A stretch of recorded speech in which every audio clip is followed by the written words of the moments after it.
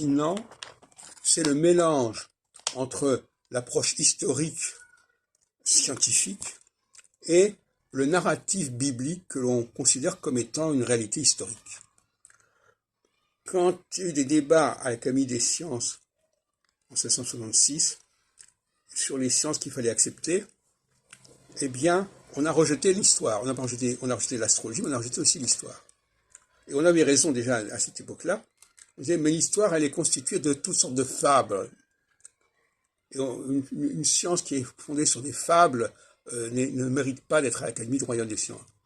Et on s'aperçoit qu'aujourd'hui encore, on en est toujours là. Dans le discours général, en tout cas, les gens nous parlent de la sortie d'Égypte comme un fait historique. Ils nous parlent des Juifs comme, voilà, c'est raconté dans la Bible comme ceci, comme cela.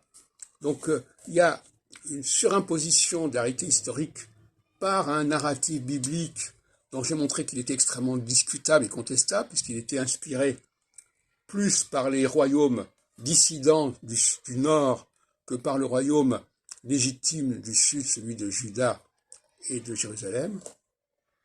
Et donc tout ça, ça pollue la recherche historique. Et moi, ce que j'ai voulu faire, c'est évidemment mettre fin à ce syncrétisme en démontant l'idée d'une unité biblique qui est tout à fait sociale. Dès qu'on nous parle d'unité, c'est très suspect. L'unité est là pour masquer, pour occulter les différences.